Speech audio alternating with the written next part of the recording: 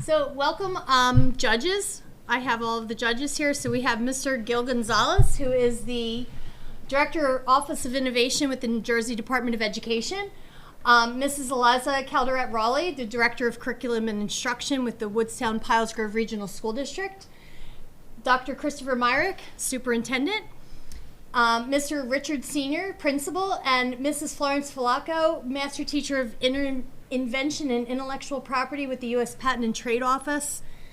And what happened with this entire project was I had the honor of attending the National Summer Teacher Institute at the U.S. Patent and Trade Office last summer in Alexandria, learning all about trademarks and copyrights and intellectual property. I was able to collaborate with teachers from across the country. There were over 80 teachers from across the country and across the world, actually. My group is down in the corner. We received educational material that we were able to bring back to our students. And I took all of the material and I put it together. And while I was putting it all together, I thought how I could best implement it in my classroom and put it into the curriculum. So usually in the curriculum in art, I do a whole unit on design. And with the design curriculum, I decided to do this as part of the midterm. So all of January, the students got to collaborate in teams, and these were the teams that they were put into. So each team had 4 or 5 members. Each one of the members was assigned a part, and depending on what kind of what their strengths were. So if someone was really good at drawing, they were a designer. If someone was good at putting things together, they were the prototype manufacturer. Someone was a researcher, they got to research the patents. Someone was in charge of kind of managing the team, they were the Chief Innovation Officer. And then we also had someone who was in charge of marketing and sales. They got together, collaborated, and the students were taught how to brainstorm, come up with an idea, create a mind map. They scampered for substitutions. They were given both low-tech and high-tech, so they were able to use low-tech materials such as cardboard and foam and paper towel rolls. And then they also had the opportunity to use the wood shop. They could use 3D printers. And then I also had access to laser engravers. Majority of the teams chose to use all of the low-tech, and they worked in teams. They kind of scampered for ideas and things that they could kind of put together to create their challenge. Now the mission was that they were going to brainstorm. They were to come up with an idea, find a problem that they wanted to solve. They were taught how to go through the patent office, and they went through Google Patents. They decided what they wanted to create. They searched for patents. They didn't necessarily have to find something new and invent something new, but they could kind of implement something or change something in some way. They sketched it out. While they sketched it out, then they prototyped it and made a 3D model. And then from the 3D model, they took it and they built it. And then for their midterm, they actually had to pitch it to their team. So part of their midterm was, during the midterm, they had to actually do like a Shark Tank pitch. And they got up in front of their classmates and they pitched their project. And all of the students in the class got to kind of evaluate it, whether they wanted to buy it or not. So the ones that were selected that are here today were the ones that everyone had voted on, saying that they would probably buy the invention. So with that, the teams that were chosen, we have the Wonder Chair, Greener Ways, the Spreader, and Forest Finder. So I'm going to be introducing the Wonder Chair first, and they're going to come over and they're going to talk about the Wonder Chair.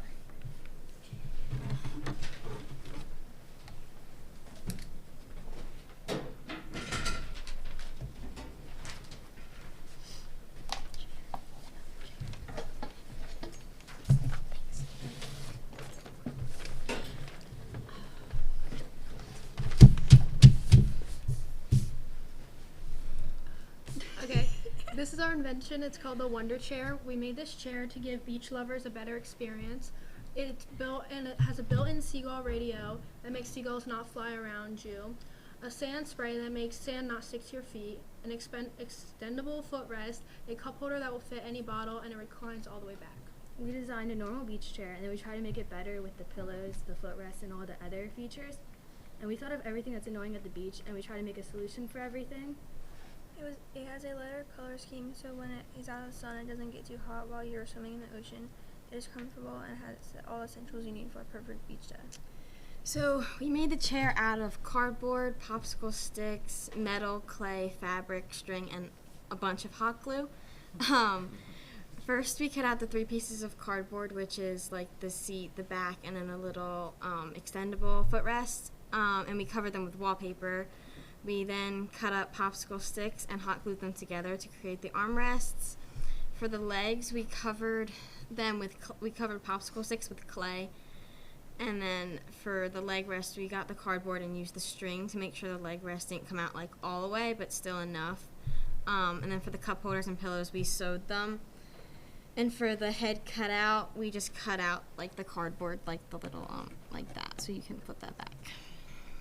The name is the first initial of everybody in the group's name, which is Delage, and it means of the in a different language, and we use it because we made the chair for the people.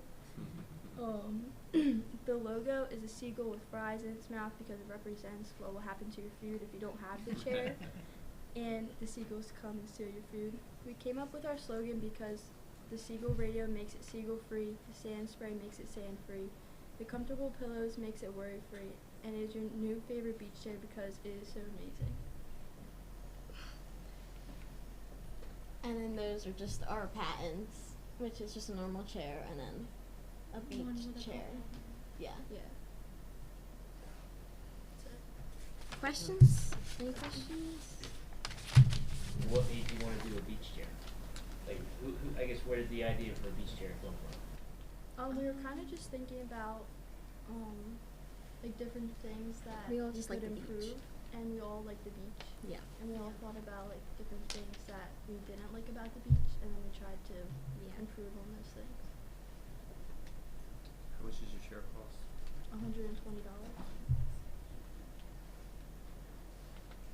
How portable is it? It has like back shoulders, so you can carry it on your back. Yeah, like backpack straps. Yeah.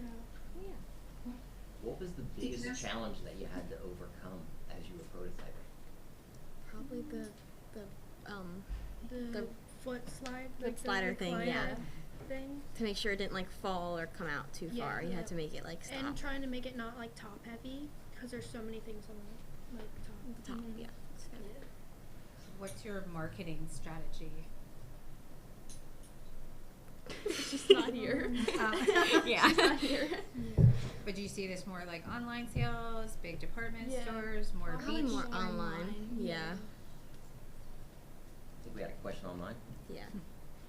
Did you have an estimated weight for the chair? What did we say? that's a good Like, it question. was like 15 pounds. Yeah. Like Yeah. 12 or 15 12, pounds. 15 maybe. pounds, yeah. Thank you. Mm-hmm.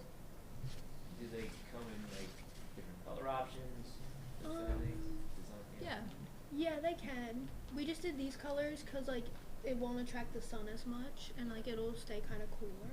Mm-hmm. When you did your research, what was your closest competitive product? I don't really think there was one.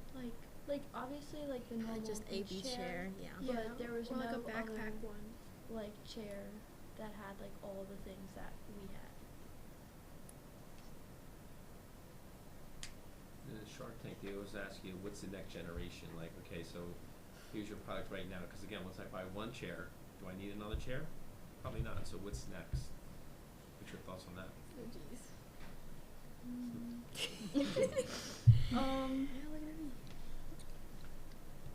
Don't know. So I just like see what the customers like And their see how we feedback. can improve. Yeah. Mm-hmm. Alright, thanks guys. Yep.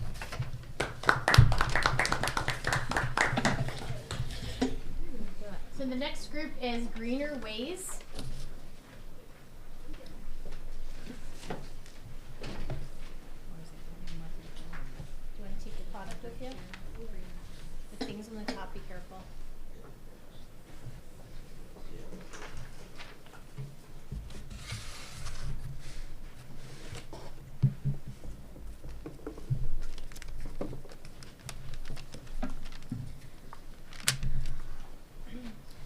Hello, we are Greener Ways, bringing you a brighter future. We notice how so much rainwater,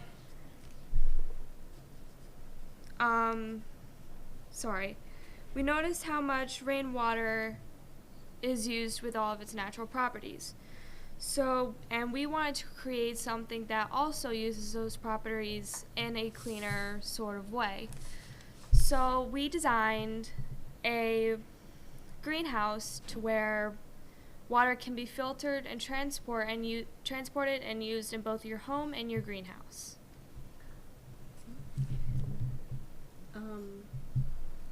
So Greener Ways works by connecting a pipe to the root of a tree. The pipe kind of stabilizes the heat and the temperature of the water since trees do store a lot of water.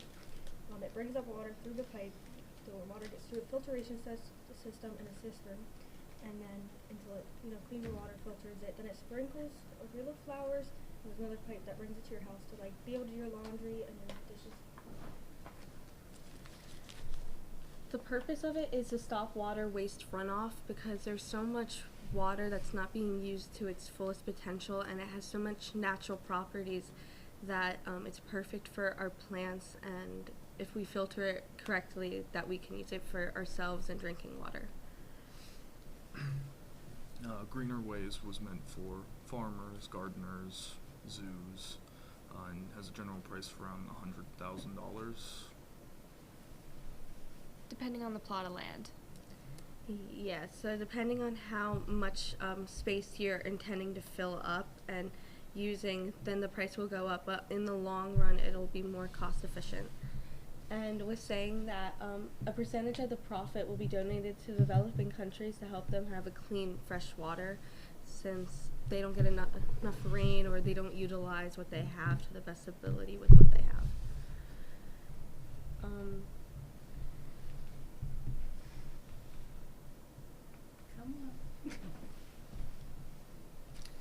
These are similar patents that also have that are for containing water for farms or mass buildings, but they don't have the filtration system, and they're not on as a big a scale as we are hoping to do and exceed. Any questions? Could you explain your prototype to us, please? Yeah. That's in front of you. So basically what we have is we have a tree that could be connected to a forest lining or really just a regular tree. And we have piping that would go underground connecting to your house that is also going through a filtration system. And another pipeline connecting to your greenhouse. That we also made a part of the filtration system where you can add different types of powders to the water, such as fertilizer or possibly even food, so that way when the water goes through and into the pipeline and goes to spray over the plants, you also fertilize it and give them food at the same time. Thank you. Are we ready for questions? Yes. Okay. In your research, was there a particular type of tree that the system works better with, or a certain size tree? So normally it's bigger, obviously, because it really just depends on the roots underneath. It needs to have strong roots because roots hold the water. The ground underneath is so moist that it has that extra water. So you don't really want a young tree that doesn't have strong roots. Any more questions? Yeah. So you said it costs $100,000. Yes. Right? So my question to you is, what's my break-even point? And I'll give you an example, right? So I have public utilities, and I would like to water my grass similar to what you were just talking about. And I had to install a well because, again, going to a well is a one-time cost. I pay that, and then over the course of the next 3 years, I break even. Now it's quote-unquote free money. So what's the break-even point? How many years is it going to take for me to break even $100,000? Does that make sense? Yes. Okay. At that starting point, so farmers or like even zoos as our example, they have to give so much water to their animals and for like baths and all of that. So I'd say, probably a few years, like maybe 5, 6, because there's so much water and energy getting used to be able to fill up such massive masses of land, and so depending on what exactly you're using it for, like a big system like a zoo, maybe like 5 to 6 years.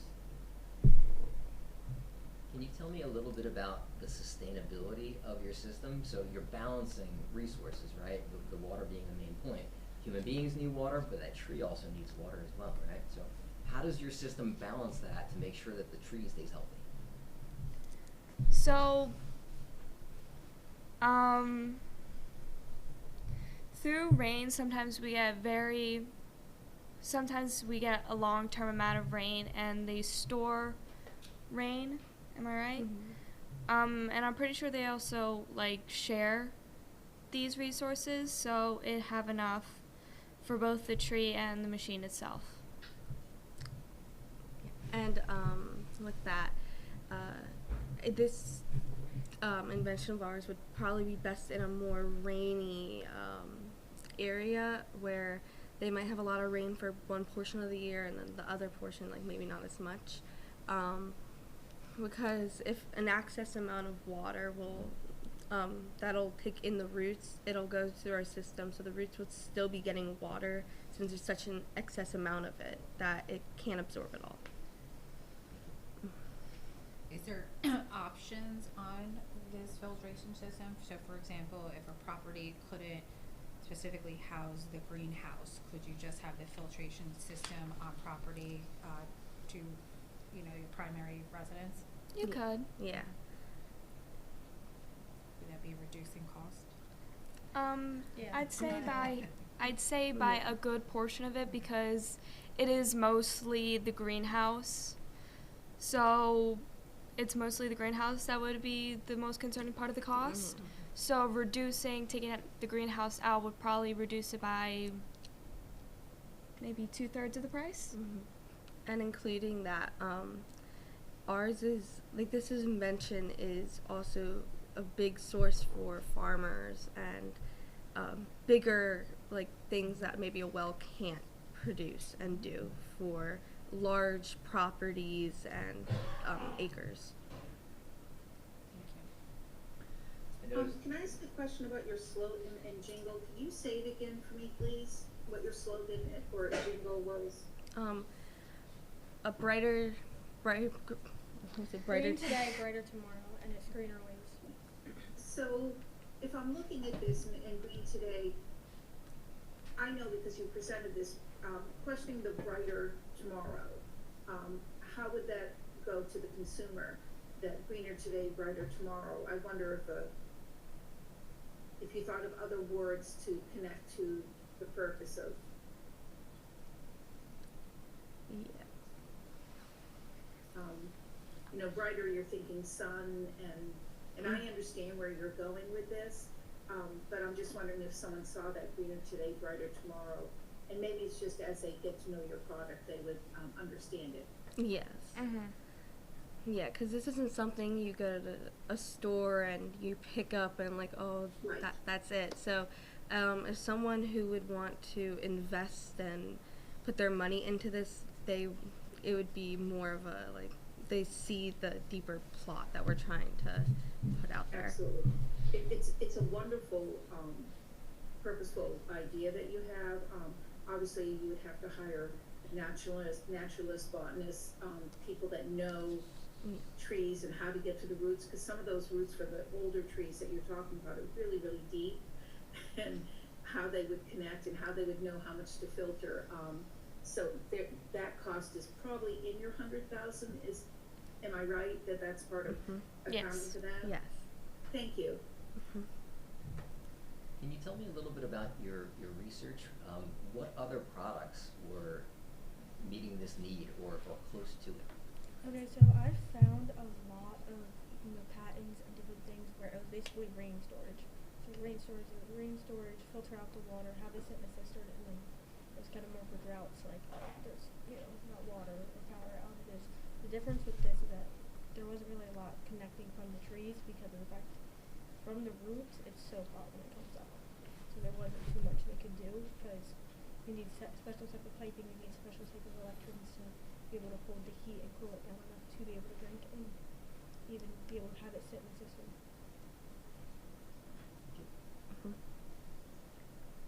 Any other questions?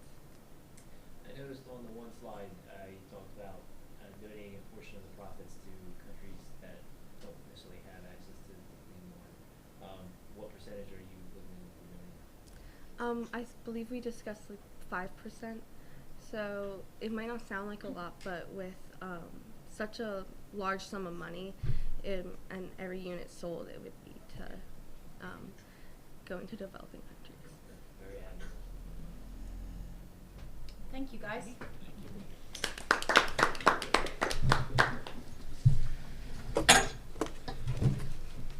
The next group is the spreader. And I think we're missing 2 people. So we have 2 who can speak about the spreader. Put everything over here for you.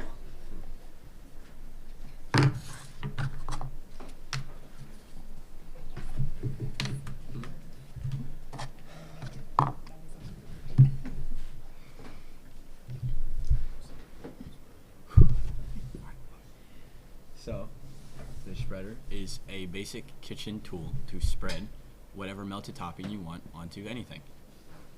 Yeah. Like butter, cheese, chocolate, and random examples.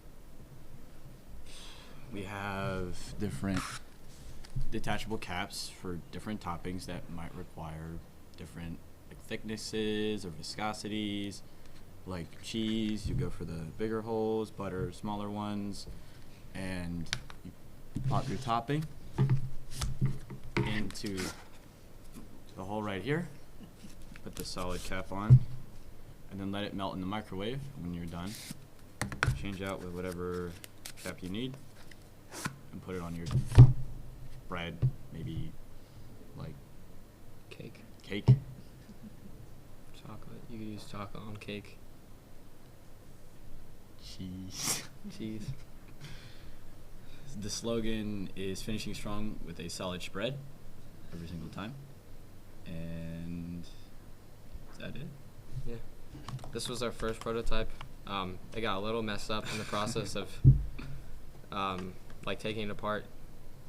So obviously it was thinner, it was smaller, didn't have enough room for a lot of toppings in it. So we made a bigger one. It's sturdier material. Obviously this doesn't go in the microwave. We would have to get different materials for that. But yeah, all you have to do, pull it out to retract the inside part, and then once you push it, topping will come out based on which one you have on here, like this, like John said. If you have a thicker topping like cheese, or maybe if you want melted marshmallow, you could have that on top and then push it out. But like thinner toppings, like you could do melted butter, is kind of like more liquid. So once you push that out, it'll be like a shower head. And you avoid getting those little crumbs back into the tub of butter after you went in for more bread. Went in for more butter. So yeah, this is $19.99 for one. It comes with the caps, each of them in their own package. Well, not in their own package, in one package, separate from each other in the package. We couldn't find too many patents that were similar to this. The only ones that we did find was like some kind of sheet that was designed to melt toppings, and then like something similar to like that little part on like a butter maker you might have at your house, like a popcorn machine that you might have at your house, where it's like a little tube that melts the butter with it. But other than that, this is the first example we can see of something like this. Yeah. Obviously a unique design, we think, because we couldn't find anything close to it, pretty much. just overall convenient tool, we think, in the kitchen. Any questions? What do you envision it being made out of? Some kind of non-corrosive plastic, or maybe a little bit of ceramic too. Just anything that won't like Explode in the microwave. Yeah, and anything that won't like get in your food. And then, what about cleaning of it? Cleaning, that goes with literally anything that you could look at.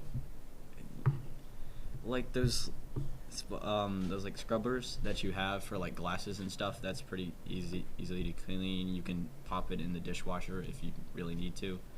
Just like with any other like piece of Tupperware or glass. Yeah, you can pull this back and then you just stick a sponge in there.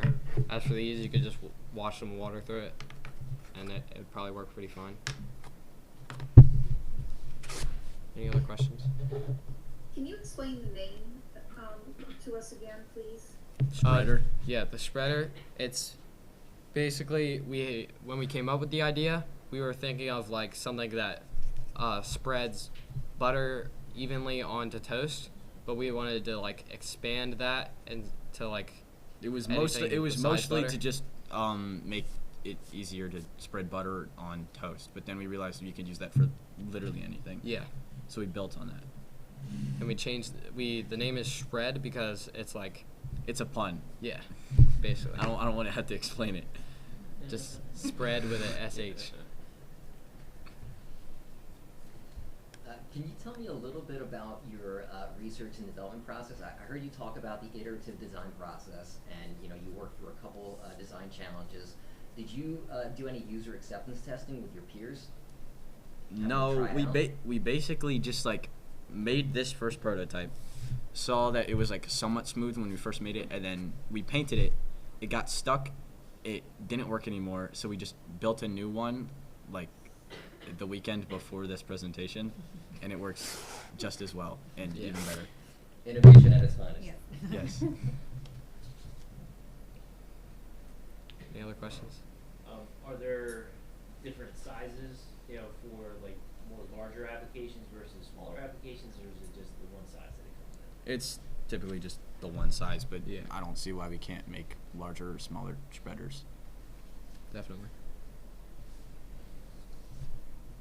How did you base your pricing? Oh, For your sorry. target market, are you thinking, when you said $19.99, doing like an infomercial type thing, or how are you thinking of marketing this? Marketing like an infomercial, like Yeah. anything you could see, like Absorbees, like that towel, or like kind of maybe something like OxyClean to just appeal to that smaller group of TV watchers. Thank you. How do you set your price point? We just took a look at Tupperware and other products like this. Basically, just looked at those little slots for random kitchen products that you'd see in a grocery store and said, okay, those are about like $10, $15, and they're real small. So we thought, okay, more plastic, same general use case in the kitchen, could be more like $5 worth.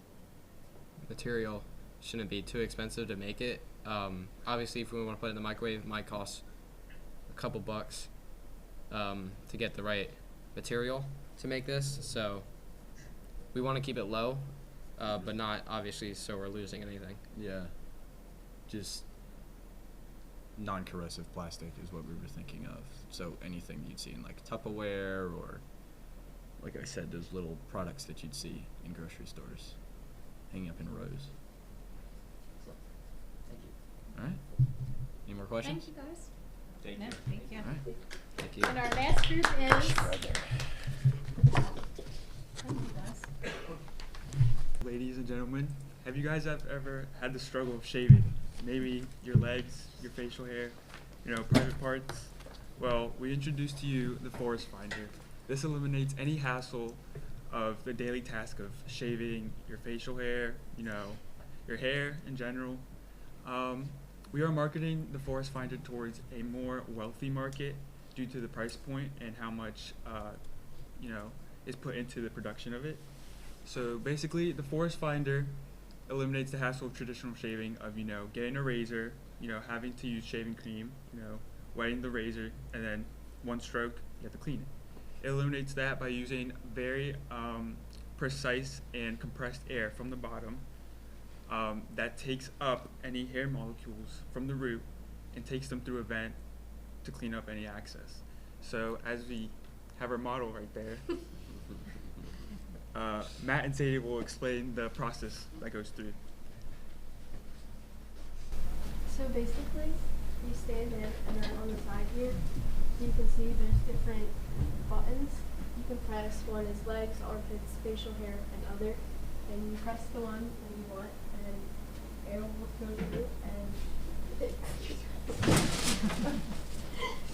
it goes into the compartment here. And then you can just easily take it out and then dump it into the garbage can. So it's pretty convenient use. The slogan we use is "No forest is too thick for this finder." Basically describes any of that hair, it'll be able to take care of it. And as you can see on the top, we made the top bendable. So let's say you are a little bit, bigger, you can extend it so it accommodates the person. And then as for patents,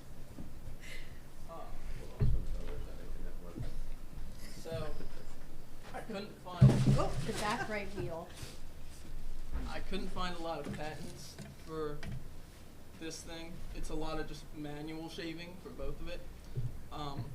So the closest thing I found was just an electric razor with a suction, and then just another customizable razor. Nothing really like this that we have here.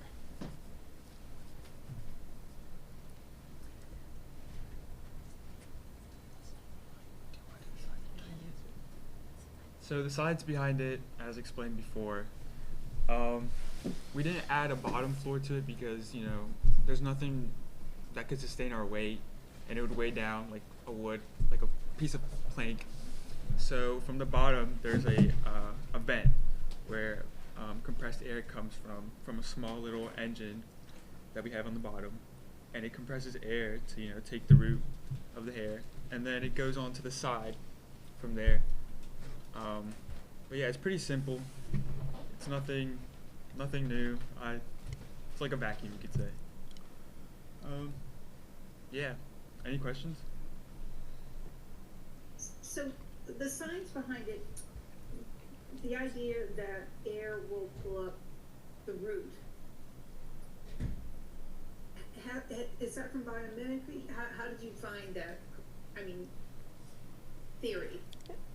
Well, as technology advances, the technology that we'll have in the future, I think it's capable of taking, hair straight from the root without any repercussion of the person. So I think with this new idea, I think it's possible. It just came from the imagination. So if it's taken from the root, it's kind of a permanent removal. Yeah. So it's a one-time. It depends on the person because, some people take laser hair removal, but it still comes back. It's just similar to that, but, it just depends on what each person, different hair types, different hair growths.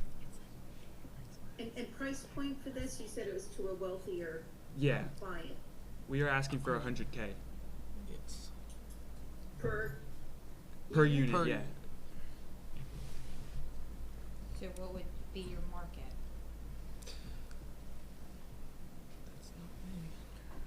I would say towards high status celebrities, people who have the money to acquire it. Because as in our slogan, this is like a luxurious experience for someone who doesn't really want to have that hassle of having to shave, something quick, something fast.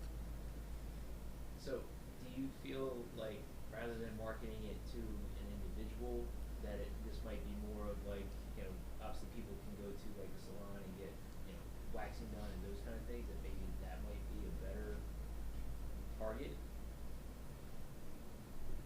Yeah, that'd probably be a better target if we just sold it to companies that they could use for everybody's use. You know, Mrs. Raggio, soon to be Dr. Raggio, right? Yeah. In a sense, in the very beginning, for an observation, that I didn't even know that this project was in the works. All I saw when I went to go pick her observation was, I see a great time where students are communicating, collaborating, problem solving, all these things that we'd like to see.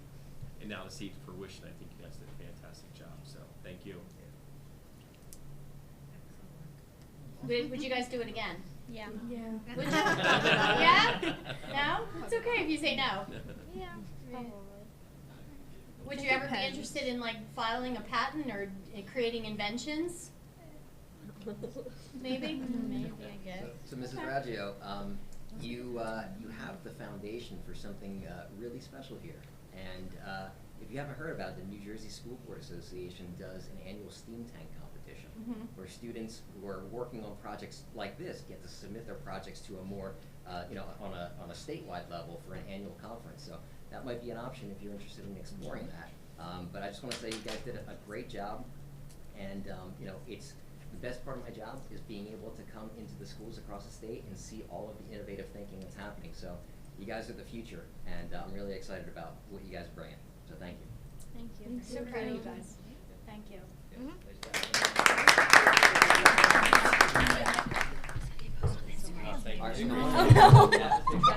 I'm gonna repost on my We're story. missing one person, right? Yeah. Just Delaney. Yeah. They're taking the photo. I gotta make her. No, Let me go down. Yeah, yours there. looks good. Then you can share them. I'm We gonna need to make repost on her my a, story. Wait, did Delaney make our slides? Yeah, Delaney. I was looking at them. Here we go. I did the slides. Miss Raggio did. Yeah. So just do one more time, congratulations to the team first, so we can then. What do you want me to say to them? You say congratulations to the No. team. Okay. Put it in her hands. I don't have it. Oh wait. Okay. Alright, just move over this way, Lori. Alright, you're good. Congratulations to the winning team, the Wonder Chair. Great picture.